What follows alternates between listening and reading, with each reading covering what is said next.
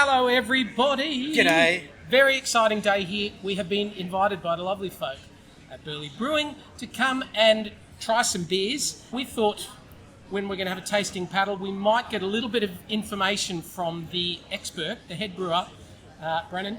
How you doing? Yeah, very well, very well. This is one of our latest kettles.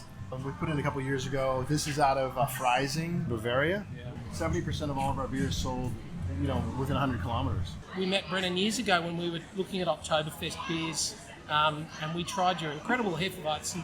And today, we are focusing on lagers. And aren't they having their day at the moment? Everyone's into lagers again. Well, you know what? I've got quite an opinion about that. Okay.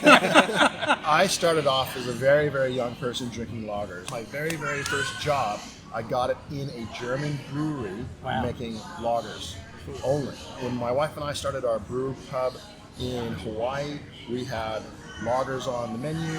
And when we started Burleigh Brewing here, this is our 18th year now.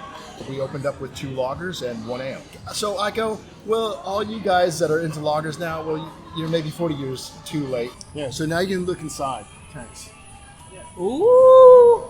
Oh, hey. That lets the wort go through the bottom, the false bottom, and then gets collected over in the kettle. We're going to start off at one of our newest beers that we just brought out a few months ago, which is the Burleigh Lager. So this is part of your core range now. Yeah. That's absolutely delicious.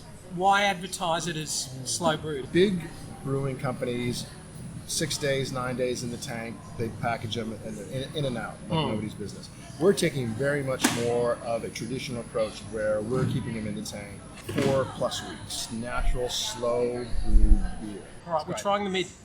The office is over there. Do you have to spend a lot of time in there? I do. Too much time? Would you rather be over in this part?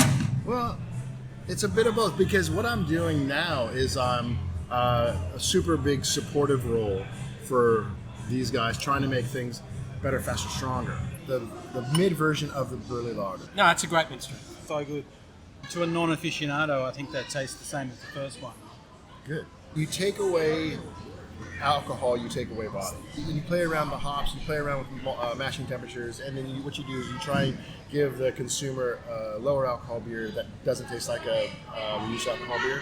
We don't do high gravity brewing like most of the big breweries do, which is where they will brew a beer around 7.5%, 8% alcohol. Then they water it down to 4.8, or they water it down to 3.5. So basically, they can brew one batch of beer and then make it go into 6 or 7 different. It's just cheating. beers. It's just cheating. We really want to thank you for inviting us down. Pleasure.